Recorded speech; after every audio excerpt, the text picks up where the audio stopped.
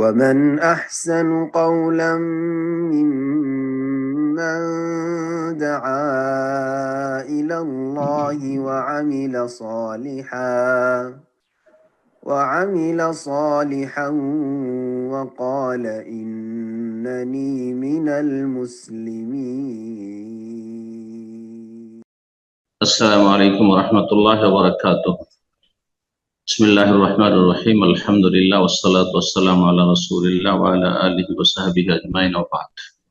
সম্মানিত শ্রোতা দর্শক মণ্ডলী, আল্লাহ রাব্বুল আলামিনের প্রশংসা এবং প্রিয় নবী সাল্লাল্লাহু আলাইহি সাল্লামের উপর সালাত ও সালামের পর আজ রবিবার 23 শাবান 1445 হিজরি মোতাবেক 3 মার্চ 2024 আমাদের ধারাবাহিক আলোচনা ফিকহুস সালাতের মাসাইল পর্ব নম্বর 35। বিষয়বস্তু সফরে 2 সালাত জমা করার পদ্ধতি বা মাসাইল। সফরে 2 সালাত, যোহর কে আসরের সাথে আর মাগরিব এশার সাথে। সফরের একটি বিধান হচ্ছে জমা করা, যেটা জায়েজ। কসর করা সুন্নাতে মুআক্কাদার, জমা করা 2 সালাতকে একত্রিত করা এটি জায়েজ, এটি সুন্নত বলা ঠিক হবে না। গত সপ্তাহে এই বিষয়টি সংক্ষেপে আলোচনা হয়েছে। আজকে জমা করার পদ্ধতি সম্পর্কে আলোচনা করব। জমা করবেন তো প্রথম ওয়াক্তে জমা করবেন, অর্থাৎ জোহরের সময় আসর, মাগরিবের সময় এশা, নাকি দুটোর মাঝামাঝি, নাকি আসরের সময় জোহর বিলম্ব করে জামা তাকদিম তাখির, নাকি মাঝামাঝিতে। এই সমস্ত বিষয়গুলি আর এই সম্পর্কে আজকে সংক্ষিপ্ত আলোচনা, 6টি মাসাইল রয়েছে। আর তারপরে আমাদের ইনশাআল্লাহ তাআলা প্রশ্ন উত্তর থাকবে। আল্লাহ রাব্বুল আলামিন সঠিক কথা বলার, জেনে নেওয়ার, আমল করার তৌফিক দান করেন সকলকে। বলছেন লেখক, সিফাতুল জামে ফি সাফার, সফরে সালাত একত্রিত করার বিবরণ বা পদ্ধতি। মুসাফিরের জন্য সুন্নত হচ্ছে যোহর এবং আসর জমা করা। ইউসান্নু লিল মুসাফির আল জামু বাইনা যোহরি ওয়াল আসর, যোহর এবং আসর জমা করা। ওয়া বাইনাল মাগরিব ওয়াল ইশা, এবং মাগরিব ইশা জমা করা, একত্রিত করা। ফি ওয়াক্তে ইহদাহুমা মুরাত্তাবান, দুইটি যে ওয়াক্ত রয়েছে যোহর এবং আসর, মাগরিব এবং ইশা, এর কোন একটি ওয়াক্তে ধারাবাহিক ভাবে, অর্থাৎ আগে যোহর পড়বেন তারপরে আসর। যখন জমা করবেন মাগরিব এশা, আগে পড়বেন আপনি মাগরিব তারপরে এশা, উল্টো পাল্টা করে নয়। আউফিল ওয়াক্তিল্লাযী বাইনাহুমা, 2 ওয়াক্তের কোন এক ওয়াক্তে পড়বেন। ওয়াক্তে ইহদাহুমা, 2 ওয়াক্তের কোন ওয়াক্তে, অর্থাৎ যোহরে পড়ে নিলেন আসর, অথবা আসরে পড়লেন যোহর, এইরকম মাগরিবের সময় এশা পড়ে নিলেন, জামা তাকদিম যেটাকে বলা হয়, অথবা এশার সময় মাগরিব পড়লেন। তো দুটো হয়ে গেল, জামা তাকদিম এবং তাখির। অগ্রিম জমা করা, প্রথম ওয়াক্তে জমা করা 2 ওয়াক্তের, আর তাখির মানে বিলম্বে দ্বিতীয় ওয়াক্তে জমা করা। আউফিল ওয়াক্তিল্লাযী বাইনাহুমা, তৃতীয় জমার পদ্ধতি হচ্ছে 2 ওয়াক্তের মাঝখানে, এর মাঝে যে সময়টা রয়েছে, যদি না যে একবারে ঠিক মাঝামাঝি হইতে হবে, বরং যোহর একটু বিলম্ব হইল, আসর আগে হইল, অথবা দুটোর মাঝামাঝি হইল, যে কোনো সময় হইতে পারে। এই ক্ষেত্রে বলছেন আরো বিস্তারিত, ফাইন কানা নাজিলান ফাল আরফাকা বিহি, যদি কোনো জায়গায় মুসাফির অবতরণ করে থাকে, চলন্ত অবস্থায় নয়, কোথাও আছেন, হোটেলে আছেন, কোন বাসায় মুসাফির হয়ে আছেন, কোন জায়গায় আপনি নেমে গেছেন, যে কোনো জায়গায় হোক না কেন, তাহলে ফাআলাল আরফাকা বিহি, যেটা বেশি ওই মুসাফিরের জন্য সুবিধাজনক, সহজ, সেটা করবে।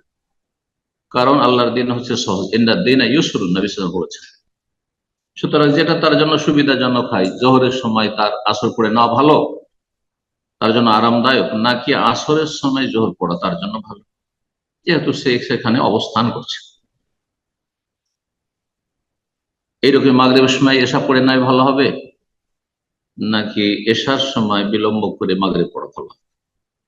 বিলম্ব করে পড়লে কোনো গুনাহ নেই, কোনো দোষ নেই। এ কথা বলার অবকাশ নেই যে অক্ত হয়ে গেছে, অক্ত পার করে দিচ্ছেন আর জমা করছেন না কেন। এটা হচ্ছে কোন জায়গায় অবস্থান করা অবস্থায়। ওয়াইন কানা সায়রান, আর যদি মুসাফির চলন্ত অবস্থায় থাকে, রাস্তায় পথে চলছে।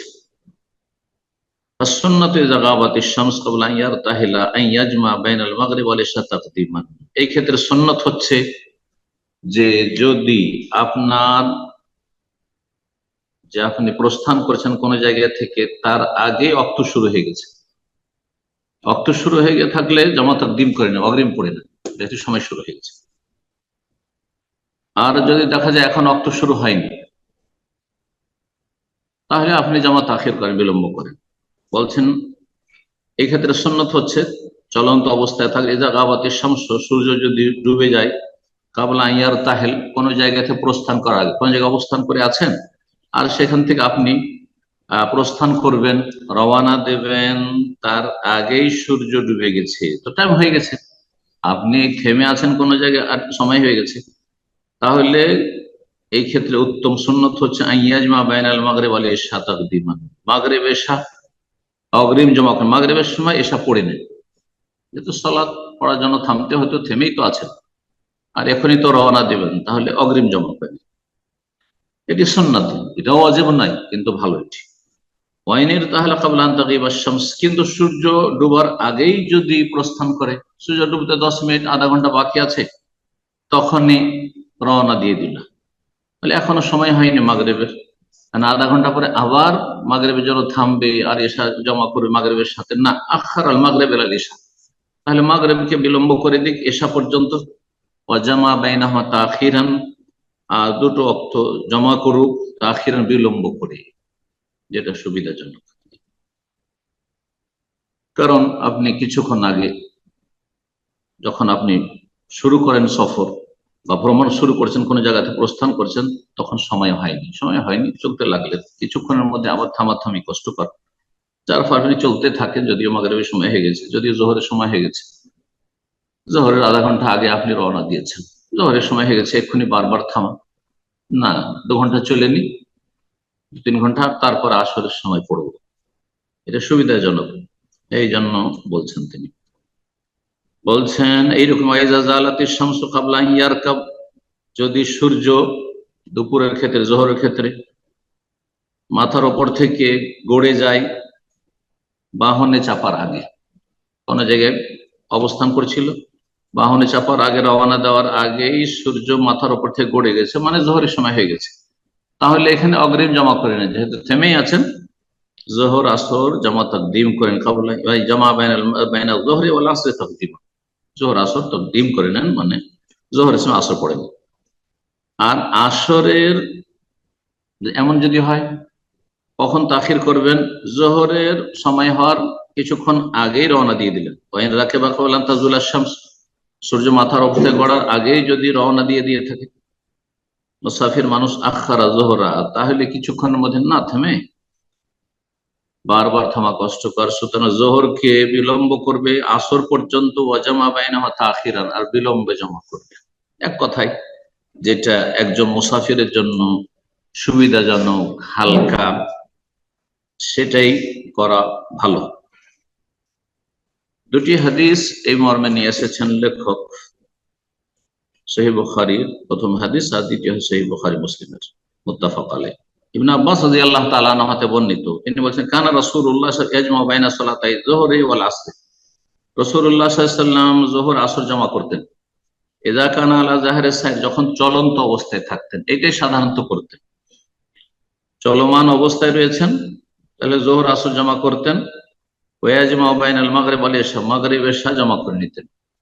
এই ক্ষেত্রে আর একটি কথা জানা ভালো, কোন জায়গায় থেমে আছেন বা হোটেলে থেমে আছেন, জমা করা জায়েজ, কিন্তু উত্তম নয়, অনুত্তম। উত্তম ছিল যে আপনি যেহেতু কোন জায়গায় অবস্থান করছেন আপন আপন অক্তে, জোহরের সময় আপনি হোটেলে থাকবেন, আসরেও হোটেলে থাকবেন, অথবা কোনো জায়গায় অবস্থান করে থাকবেন কারো বাসাতে, তাহলে জমা করার কোনো যুক্তি নেই। মাগরিব এশা কারো বাসাতে আপনি মেহমান হয়েছেন, মুসাফির, আর মাগরিব আছেন, এশাতে আছেন আপনি, তাহলে জমা করার চাইতে আপনি আপন আপন অক্তে সলাত আদায় করুন, কারণ 5 অক্তে 5 সলাত আল্লাহ ফরজ করেছেন, 5টি অক্তে 5 অক্ত সলাত ফরজ করেছেন, সুতরাং এটি করা বেশি ভালো। অবস্থান করা অবস্থায়, কিন্তু চলমান অবস্থায় 5 বার করে কোন জায়গায় নামা, থামা আর সালাত আদায় করা কষ্টকর, যার ফলে নবী সাল্লাল্লাহু আলাইহি ওয়াসাল্লাম যখন চলন্ত অবস্থায় থাকতেন, ইযা কানা আলা জাহরি সাইর, ভ্রমণ অবস্থায় যখন থাকতেন, তখন কি করতেন? যোহর আসর জমা করতেন, ওয়াজমা বাইনাল মাগরিব ওয়াল ইশা, এবং মাগরিব ইশা জমা করতেন। সহিহ বুখারীর হাদিস 1107। আনাস মালিক রাদিয়াল্লাহু তাআলা আনহু বর্ণিত, তিনি বলছেন, কানা রাসূলুল্লাহ ইযার তাহালা ক্বাবলা আন তাযিগা শামস, রাসূলুল্লাহ সাল্লাল্লাহু আলাইহি ওয়াসাল্লাম যদি রওনা দিয়ে দেন সফরে, সূর্য গড়ার আগে, মাথার উপর থেকে সূর্য গড়ার আগে, মানে জোহর রক্ত হয়নি তার আগে রওনা দিয়েছেন, তাহলে আখারা জোহর ইলা ওয়াক্তিল আসর, তাহলে জোহরকে বিলম্ব করে আসর পর্যন্ত 3-4 ঘন্টা সফর এগিয়ে নিলেন, আর তারপর আসরের সময় জোহর পড়লেন। সুমান নাজালা, তারপরে কোন জায়গায় অবতরণ করতেন, একটু বিশ্রাম হয়ে গেল, ফাজামা বাইনাহুমা, 2 ওয়াক্ত জমা করতেন। ফাইজা জাগাতিশ শামসু ক্বাবলা ইয়ারতাহিলা, কিন্তু যদি সূর্য গড়ে যেত প্রস্থান করার আগে, সফরে কোনো জায়গায় আছেন, সেখান থেকে আবার সফর শুরু করছেন, কোনো জায়গায় নেমেছেন, পেট্রোল পাম্পে আজকাল যে কোনো জায়গায় নেমেছেন, আর সেখানে সূর্য গড়ে গেছে, মানে জোহরের সময় হয়ে গেছে, তাহলে জোহরের সালাত পড়ে নিতেন। আর এটা তার সাথে যদি সেটা সফর অবস্থায় হয়ে থাকে, যে সফরে বেরিয়ে গেছেন নিজের গ্রাম থেকে, শহর থেকে, তাহলে আসরে জমা করে নিতেন। কিন্তু যদি আপনার বাড়িতে হয়, ধরেন আপনি কোন এক শহরে থাকছেন, যেমন আমরা দাম্মাম আছি, আর মাথার উপর থেকে সূর্য গড়ে গেছে, মানে জোহরের সময় হয়ে গেছে, তাহলে সালাত না পড়ে রওনা দেওয়া নবী সাল্লাল্লাহু আলাইহি ওয়াসাল্লাম সুন্নত নাই। সময় হয়ে গেছে আর আপনি নিজের শহরে আছেন, তাহলে জোহরটা পড়ে নেন আর তারপর রওনা দেন।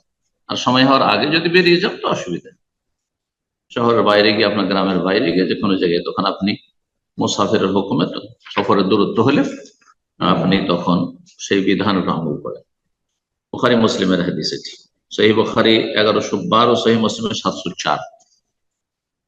তারপরে হজের জমা সম্পর্কে বলছেন, আরাফায় এবং মুজদালিফায় বলছে, ইউসান্নু ফিল হজ্জে, হজের সুন্নত হচ্ছে, লিমান কানা বি আরাফা, যেই ব্যক্তি আরাফায় অবস্থান করবে, হজ অবস্থায়, এরা অবস্থায় কাজ করবে না, ইয়াকসুরা ওয়া ইয়াজমা বাইনা যুহরি ওয়াল আসরি তাকদীমান, সে কসর করবে, কসর করা হচ্ছে সুন্নাত মুআক্কাদা, ওয়া ইয়াজমা, এবং জমা করবে, বাইনা যুহরি ওয়াল জোহর আসর তাকদীমান, অগ্রিম, জোহরের সময় আসর পড়ে নেবে আরাফার ময়দানে হাজী সাহেবরা, আর তার উপরে দীর্ঘ সময় ধরে দোয়া এবং জিকির আজকার লিখে যাবে একেবারে সূর্য ডুবা পর্যন্ত।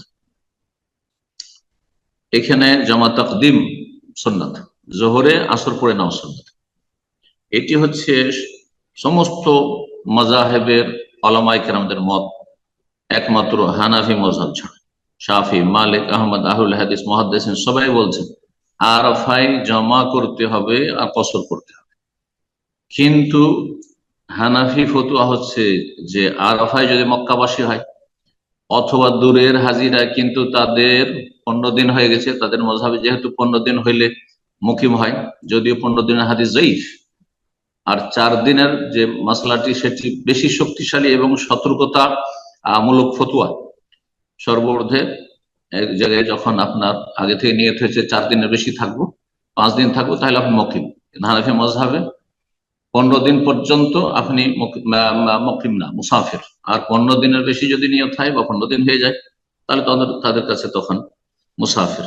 বলছে আমরা তো হয়ে গেল 20-25 দিন বা 1 মাস হয়ে গেল দেশ থেকে আসা, ভারত বাংলাদেশ থেকে আসা, হানাফিরা এরকম করে মক্কায়, সুতরাং আমরা এখানে আরাফাতে জমা করবো না, আরাফাতে জমা করবো, মুজদালিফায় জমা করবো না, এরকমটা করে। মুজদালিফায় জমা করতে বাধ্য হয়, কারণ তো রাস্তায় রওনা দিয়ে দিয়েছে। কিন্তু আরাফাতে বিশেষ করে তারা জোহরের সময় জোহর, আসরের সময় আসর পড়ে থাকে এই খোড়া হুজ্জতে, অথচ এটি নবী সাল্লাল্লাহু আলাইহি ওয়াসাল্লামের স্পষ্ট সুন্নতের খেলাফ।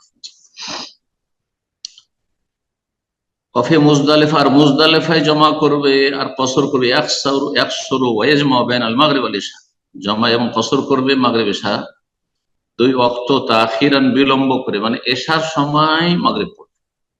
কিন্তু অনেক হাজী সাহেবরা আছে এশার সময় পৌঁছতে পারলো না, অর্ধেক রাত পার হয়ে চলে যাচ্ছে, রাত 2-3টা বেজে যাচ্ছে, এমনকি ফজর হয়ে যাচ্ছে, অনেকের মুজদালিফা পৌঁছিতে পৌঁছিতে ফজর হয়ে গেছে, তারপরেও কাজা করে দিচ্ছে, মাগরিব এশা পড়ছে না, না গুনার কাজ করছে। যদি দেখা যায় যে কোথাও জ্যামে ফেঁসে গেল আর তারপরে এশার রক্ত চলে যাচ্ছে, আর এশার রক্ত উত্তম রক্ত হচ্ছে অর্ধেক রাত পর্যন্ত, আর যদি নিরুপায় ব্যক্তি হয়, মুজদার ব্যক্তি, তাহলে আর যেটাকে বলা হয়েছে সেটা ফজর পর্যন্ত, যদি বিষয়টিতে দ্বিমত রয়েছে। তাহলে ফজর হয়ে যাওয়ার যদি আশঙ্কা থাকে তাহলে রাস্তাতে পড়ে নিতে। আরাফার মুজদালিফার মাঝামাঝি কোনো জায়গায় আছে, আরাফার ময়দান আর মুজদালিফার মাঠে ঢুকতেই পারেনি, আর ফজর হয়ে গেল, তার না ফজর হওয়ার আগে আগে যে কোনো অবস্থায় বাসে থাকলে বাসে, বাহনে বসেই সালাত আদায় করতে হবে যদি নামতে না পারে। আর যদি নামা সম্ভব হয় তাহলে ফরজ সালাতের ক্ষেত্রে নেমে ঠিকভাবে আদায় করতে হবে কিয়াম, রুকু, সুজুদ। নবী সাল্লাল্লাহু আলাইহি সাল্লাম যেমনটা করেছেন, মাগরিব এশা জমা করেছেন, মুজদালিফায় জামা তাখির, মানে এশার সময় মাগরিব পড়েছেন, মাগরিব 3 রাকাত, এশা 2 রাকাত কসর, আর 1 আজান 2 ইকামত, 2 সালাতের জন্য 2 ইকামত 1 আজান।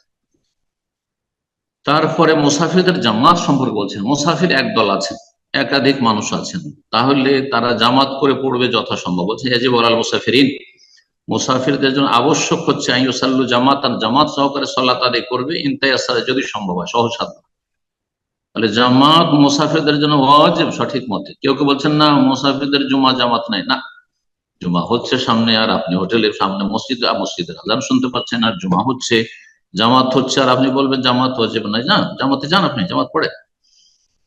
যদি সম্ভব না হয় সাল্লা ফোরাদা, তাহলে একা একা সালাত আদায় করবে যথাসাধ্য, হাসবাল ইস্তেতা। সুতরাং কেউ যদি বলছেন ফাইসাল্লি তায়রা আবিল সাফিন আবিল কেতার, কেউ ফ্লাইটে থাকে অথবা পানি জাহাজে থাকে অথবা ট্রেনে থাকে ইত্যাদি, অন্যান্য কোনো বাহনে, যে বাহন নিজের আয়ত্তাধীন নয়, তাতে যদি দাঁড়িয়ে সালাত আদায় করা সম্ভব হয়, স্থির, মোটামুটি ফ্লাইট, পানি জাহাজ আর রেলগাড়ি, এগুলো স্থির দাঁড়িয়ে সালাত আদায় করা যায়, কিয়াম রুকু করা যেতে পারে, কিন্তু যাতে বেশি ঝাঁকানি হবে সেই ক্ষেত্রে সম্ভব নাই। ফাইলাম ইয়াস্তাতে, যদি দাঁড়ানো সম্ভব না হয়, সাল্লাহ কায়দা, বসে সালাত আদায় করবে, দাঁড়াবার জায়গা নেই, বাসে রক্ত চলে যাচ্ছে, বসে সালাত আদায় করবে নিজের সিটে। আওমাবের রুকু, রুকু সেজদায় ইশারা করে রুকু সেজদা করে, রুকুতে যতটা যোগ্য তার চাইতে বেশি সেজদায় ঝুঁকবে। ওয়াইসাল্লিল ফরিজা মুস্তাকবিল কিবলা, ফরজ সালাতে কিবলামুখী সালাত আদায় করে, যদি কিবলামুখী সম্ভব হয়। কিন্তু যদি কিবলামুখী সম্ভব নাই হয়, তাহলে তখন সেই শর্ত আপনার জন্য মাফ হয়ে যাবে। আযান ওয়াল ইকামা ওয়া ইন কানা ওয়াহদা, একাও যদি মুসাফির থাকে তবু আযান ইকামত দেওয়া সুন্নাত। একা আপনি সফর করছেন কোন জায়গায়, মাঠে ঘাটে, কোন জায়গায় মাঠে, কেউ মরুভূমিতে চাষাবাদ করছে, ফার্মে কাজ করে, একাই থাকে, সেখানে আজান দেবে, ইকামত দেবে, এটি সুন্নাত। আর যেখানে জনবসতি আছে সেখানে আজান দেওয়া হচ্ছে ফরজে কিফায়া। তারপরে 4 নম্বর মাসলা বলছেন সুন্নত নফল সালাত আদায় করা বাহনের পিঠে। বলছি ইউসানুল মুসাফির, মুসাফির জন্য সুন্নত হচ্ছে আতানাফুল আলা জাহরি রাহেলা, বাহনে সুন্নত নফল আদায় করা। কিন্তু ফরজের নামতে বলে নেমে যেতে হবে, বাস থেকে আপনি নেমে সালাত আদায় করতে পারবেন, বাসে সালাত হবে না। ট্রেন থেকে নেমে স্টেশনে সালাত আদায় করতে পারবেন, থেমেছে যথেষ্ট সময়, আর আপনার মাল সামান চুরি হওয়ার কোনো আশঙ্কা নেই, সাথী সঙ্গীরা আছে, হয়তো দেখাশোনা করছে, তাহলে নেমে সালাত আদায় করবেন। জি, কিন্তু সুন্নত নফল সালাত যদিও আপনি নেমে পড়তে পারতেন, তারপর বাহনের পিঠে জায়েজ। জি, নবী সাল্লাল্লাহু আলাইহি ওয়াসাল্লাম পড়েছেন, এমনকি বেতরও পড়েছেন। এই জন্য বেতর ওয়াজিব নয়, হানাফিরা বলছে বেতর ওয়াজিব, বেতর ওয়াজিব নয়, বেতর সুন্নাত মুআক্কাদা। না হলে নবী সাল্লাল্লাহু আলাইহি ওয়াসাল্লাম উটের পিঠে বেতর পড়তেন না বসে। ওয়ায়ুসান্নু ইয়াস্তাকবিল আল কিবলা ইনদা তাকবীরাতিল ইহরাম ইনতায়াসসার, যদি সম্ভব হয় তাকবীরে তাহরিমার সময় কিবলামুখী হবে, এটি সুন্নাত, জরুরি নয়, যদি কিবলামুখী হওয়া সম্ভব হয়। ওয়াইল্লা সাল্লাহ হাইসুমা তাওয়াজ্জাহ বিহি রাহিলা, আর যদি তা সম্ভব না হয়, কিবলামুখী হতে পারলেন না, তাহলে যেদিকে আপনার বাহন যাচ্ছে, সৌদি আরব থেকে বাংলাদেশের দিকে যাচ্ছেন, আর ফ্লাইট ওই দিকে যাচ্ছে, পূর্ব দিকে যাচ্ছে, কিবলার উল্টো দিকে যাচ্ছে, আর সিট ওইভাবে আছে, সুতরাং আপনি কিবলা পিছনে রেখে সালাত আদায় করছেন, কোনো অসুবিধা নেই, যেহেতু আপনার আরেকটা দিন বাহন নয়। কিন্তু আয়ত্তাধীন বাহন হলে কেবলামুখী শুরু করে দিলেন, আর তারপরে যেদিকে যাক না কেন আপনার বাহন। 5 নম্বর মাসলা বলছেন সফরে যাওয়ার উত্তম সময় কোনটি। বাড়ি থেকে সফরে বেরোচ্ছেন, সকালে যাবেন না বিকেলে যাবেন, আর কোন দিনে যাওয়া বেশি উত্তম? বলছেন ইউসান্নু আন ইয়াখরুজা লিসাফারি আউওয়ালান নাহার, সফরে বের হওয়ার ক্ষেত্রে সুন্নত হচ্ছে আপনি দিনের প্রথম ভাগে আপনি সফর শুরু করুন। সকালবেলা সকাল সকাল সফর শুরু করতেন রাসূলুল্লাহ সাল্লাল্লাহু আলাইহি ওয়াসাল্লাম। সকালবেলা যে কোনো কাজ শুরু করেন আপনি সক্রিয় থাকবেন। যদি একটু রোদ হয়ে যায় তো আপনার চলে আসবে, অলসতা চলে আসবে। তারপরে রোদ হলে আপনার কষ্ট লাগবে, একটুতেই কষ্ট লাগবে। বিকেলবেলা সন্ধ্যাবেলা তাহলে অল্প সফর করলেন, আর তারপরে রাত্রে থেমে যেতে হইলো হয়তো, বা নিরাপত্তা নেই হয়তো, যার ফলে সকালে সকালে সফর শুরু করলে আপনি দীর্ঘ পথ অতিক্রম করতে পারলেন। এই সমস্ত রহস্যের কারণে সকালবেলা সফর করা হচ্ছে উত্তম সুন্নাত নবী সাল্লাল্লাহু আলাইহি ওয়াসাল্লাম। ওয়াস্তাহিব্বু আন ইয়াকুনা ইয়াউমাল খামিস, ইনতাস, যদি সম্ভব হয় তো বৃহস্পতিবারে সফর করা সুন্নাত। অনেকে বলে জুমার দিনে সফর করা জায়েজ নয়। জায়েজ যদি দেখা যায় যে অন্য দিনে সফরের চাইতে আমার জুমার দিনের টিকিট সস্তা, সুবিধা পাচ্ছি, চিপ রেটে পাচ্ছি, অথবা জুমার দিনে আমাকে সফর করতে হচ্ছে, কোনো অসুবিধা নেই, কোনো আপত্তি নেই। কিন্তু বৃহস্পতিবারে সফর করা হচ্ছে মুস্তাহাব, ভালো, বেশি ভালো। সফরের ক্ষেত্রে একটি শিষ্টাচার হচ্ছে একাকী সফর না করা।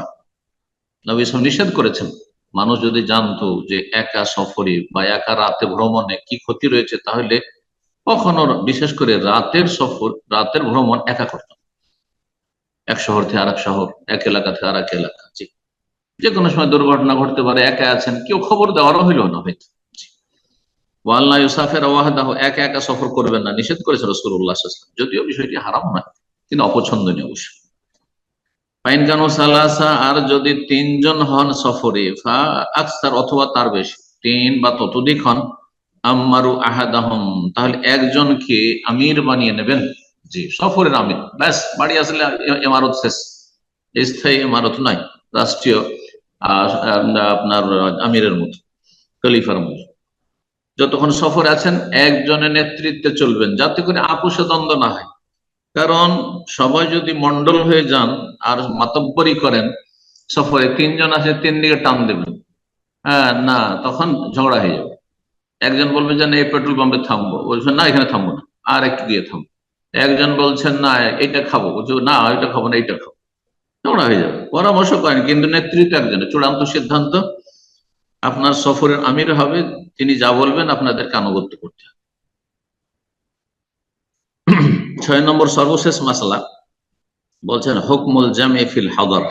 এতক্ষণ তো সফরে 2 ওয়াক্ত জমা করার বিধান চলছিল। সফরে একটি বিধান হচ্ছে 2 ওয়াক্ত জমা করা, যোহর আসর জমা করা, মাগরিব এশা জমা করা। কিন্তু বাড়িতে থাকা অবস্থায় জমা করা যেতে পারে কি না, প্রয়োজন বশত, যোহর আসর মাগরিব এশা। ফজর কোন ওয়াক্তের সাথে জমা করা যায়, ফজরকে আপনি এশার সাথে জমা করতে পারবেন না, যে খুব ক্লান্ত আছি, শুধু তো ফজরে জাগতে পারবো না, তো এর সাথে পড়ে ফেলি। অথবা থাক, যেমন অনেক আধা নামাজি বেনামাজি গুলো করে সালাতের ক্ষেত্রে, যারা আন সালাতিহিম সাহুন, উদাসীন, গাফিল, বেপরোয়া, তাদের চরিত্র হচ্ছে যে ফজর পড়লো না, আর সকাল 8টা 9টায় পড়ছে, অথবা জোহরের সময় ফজর পড়ছে, জোহরে গিয়ে আগে ফজর পড়ে নিল আর তারপরে জোহর পড়ছে না, এইভাবে সালাত কবুল হবে না। আল্লাহ হিদায়াত দান করেন। অনিচ্ছাকৃত কখনো যদি কেউ জানতে না পারে সেটা ভিন্ন বিষয়, অথবা ভুলে যায়। তো বাড়িতে থাকা অবস্থায়, মকিম অবস্থায়, যখন আপনি মকিম হয়ে গেছেন তখন জমা করার বিধান কি? কয়েকটি ক্ষেত্রে জমা করা যাবে। এখানে লেখক 10টি ক্ষেত্র উল্লেখ করেছেন। বলছে ইয়াজুজুল জামউ ফিল হাদারি, মকিম অবস্থায় বা বাড়িতে জমা করা জায়েজ, সুন্নাত নয় তাহলে জায়েজ। বাইনা যোহরে ওয়াল আসর, যোহর আসরের মাঝে, মানে যোহর আসর জমা করতে পারেন। আও বাইনাল মাগরিব ওয়াল ইশা, মাগরিব ইশা জমা করতে পারেন। কে জমা করতে পারলে? মারিদ, 1 নম্বর হচ্ছে অসুস্থ ব্যক্তি। এমন অসুস্থ যে অসুস্থতায় 5 বার করে সালাত আদায় করে কষ্ট পায়। যদি কষ্ট হয় তাহলে, কষ্ট নয়, এমন অসুখ যাতে কষ্ট নেই 5 বার সালাত আদায় করতে, উজু করতে, তাহলে কোনো অসুবিধা নেই, 5 বারে 5 ওয়াক্ত পড়বে।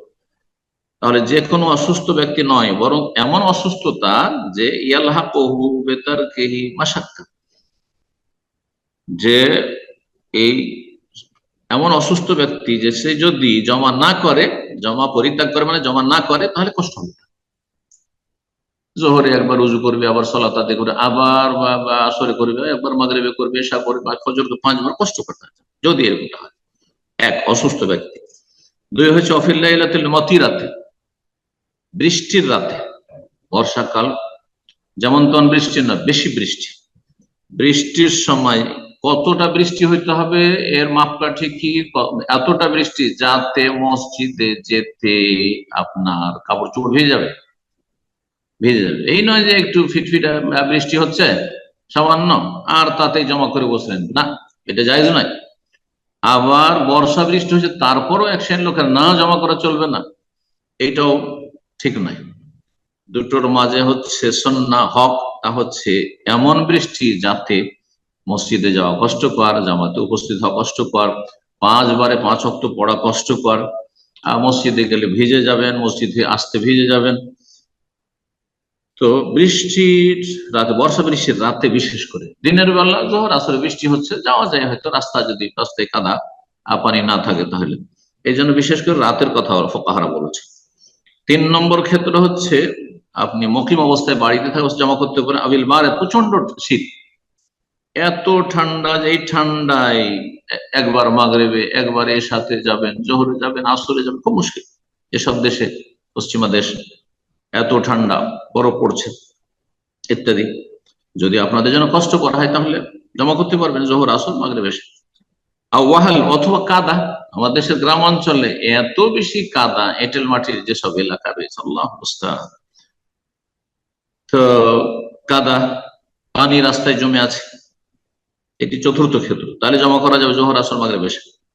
আর রিহিন শাদীদা, অথবা প্রচন্ড ঝড়ো হওয়া, ঝড় চলছে, আর বারেদা, ঠান্ডা, ঠান্ডাও এবং ঝড়ো বাতাস চলছে, এটি পঞ্চম ক্ষেত্রে জমা করতে পারবেন। 6 নম্বর হচ্ছে মুস্তাহাজা, এমন মহিলা ইস্তেহাজার রোগী, যার মাসিক ছাড়াও মাসের অধিকাংশ দিনগুলিতে ব্লিডিং হচ্ছে, একে অথবা গোটা মাস ধরে তার ব্লিডিং হচ্ছে, একে মুস্তাহাজা বলা হয় এইরকম নারীকে, আর এর নাম হচ্ছে ইস্তেহাজা। তো ইস্তেহাজার রোগী হচ্ছে যে স্থায়ী ভাবে মোটামুটি ও নাপাক থাকছে, তো 5 বার করে তার উজু করা, সালাত আদায় করা বড় ঝামেলা, যার ফলে জোহর আসর জমা করতে পারবে, মাগরিব এশা জমা করতে পারবে। আর প্রত্যেক ওয়াক্তে যেন উজু করবে, যদি 5 ওয়াক্তে আদায় করে 5 বার উজু করবে, ওয়াক্ত শুরু হওয়ার পরে উজু করতে হবে। 7 নম্বর ওমান বেহিসালে বৌলিন, আর যার পেশাব সব সময় প্রবাহিত হইতে আছে, পুরুষ হোক নারী হোক, কিছু অসুস্থ মানুষ এমন আছেন যাদের পেশাব সবসময় ফোটা ফোটা পড়তে আছে, এই রোগটিকে আরবি ভাষায় সালেসুল বল বলা হয়, পেশাব সব সময় নির্গত হতেই আছে, স্থায়ী নাপাকি যদি থাকে, এর হুকুম হচ্ছে ওই ইস্তেহাজা রোগীর মতো। ইস্তেহাজা রোগী সবসময় ব্লিডিং হইতে আছে, রক্তক্ষরণ হইতে আছে, আর পেশাব যার পড়তে আছে স্থায়ী ভাবে নাপাক, কাপড় নাপাক হচ্ছে, আর পেশাব পড়তে আছে, উজু নষ্ট হতে আছে, প্রত্যেক ওয়াক্ত শুরু হওয়ার পর উজু করে নেবে, আর তারপরে সালাত আদায় করে আপন আপন ওয়াক্তে করতে পারে তো ভালো, আর না হলে জমা করতে পারবে, জমা করা যায়, জোহর আসর জমা করতে পারবে, মাগরিব এশা জমা করতে পারবে। 8 নম্বর ব্যক্তি যে জমা করতে পারবে 2 ওয়াক্ত, ওমান খাফা আলা নাফসিহি, যার প্রাণনাশের ঝুঁকি রয়েছে, সে যদি বারবার বাইরে যায় সালাত আদায় করতে 5 বার করে, বা এমন জায়গায় অবস্থান করছে যে 5 বার 5 ওয়াক্ত সালাত আদায় করে, তো তার কেউ হয়তো তার উপর আক্রমণ করতে পারে, মেরে দিতে পারে, এরকম ভয় আছে, শত্রুর ভয়, প্রাণ নাশের ভয় তার। 9 নম্বর হচ্ছে আহলেহি, তার নিজের হয়তো প্রাণ নাশের ভয় নাই, কিন্তু তার পরিবারের নিরাপত্তাহীনতা রয়েছে, 5 বার করে সালাত আদায় করতে গিয়ে দেখা যাচ্ছে তার পরিবার কেউ আক্রমণ করে দিতে পারে, তাহলে জোহর আসর জমা করতে পারে, মাগরিব এশা জমা করতে পারবে। 10 নম্বর আওমালেহি, প্রাণ নাশের আশঙ্কা নেই, পরিবারের কোনো ক্ষয়ক্ষতির আশঙ্কা নেই, নিরাপত্তাহীনতা নেই, কিন্তু ধন সম্পদের হেফাজতের ক্ষেত্রে সে 5 বার করে সালাত আদায় করলে তার ঝুঁকি আছে, চুরি হয়ে যেতে পারে, ডাকাতি হয়ে যেতে পারে ইত্যাদি, তাহলে জমা করতে পারবে জোহর, আসর, মাগরিব, এশা। জমার ক্ষেত্রে 2 ওয়াক্ত জমা করা, জোহর, আসর, মাগরিব, এশা, এই ক্ষেত্রে ইমাম আহমদ বিন হাম্বলের মযহাবটি সবচেয়ে প্রশস্ত মযহাব, মানে এতে বেশি ছাড় দেওয়া হয়েছে। আর সবচেয়ে কঠিন মযহাব এই ক্ষেত্রে ইমাম আবু হানিফা রাহিমাহুল্লাহর মযহাব। হানাফি মযহাবে জমাই চলবে না, একমাত্র মুজদালিফার আরাফায়, তারপর আরাফাতেও তাদের শর্ত যে না মুকিম হইলো, না মুসাফির থাকলো, ইত্যাদি ইত্যাদি। আর মক্কার লোকে তারা মুকিম মনে করে, অথচ নবী সাল্লাল্লাহু আলাইহি সাল্লাম যে বিদায় হজ করেছেন সেখানে মক্কাবাসী আর মেনার আরাফার আশেপাশের লোকেরাও হজ করেছে। কাউকে বলেননি যে তোমরা যেহেতু স্থানীয় তোমরা পুরো সালাত আদায় করো, বরং সবাই কসর করেছে। সুতরাং এই ক্ষেত্রে হাজী সাহেবদের ক্ষেত্রে সুন্নত হচ্ছে যে তাদের হজের অবস্থায়, ইহরাম অবস্থায় থাকাটাই হচ্ছে কসর এবং জমার কারণ, কসর করবে এবং জমা করবে। আল্লাহ তাআলা আলাম। ওয়া সাল্লাল্লাহু সাল্লাম আলা নবিয়িনা মুহাম্মদ ওয়া আলা আলিহি ওয়া সাহবিহি আজমাইন।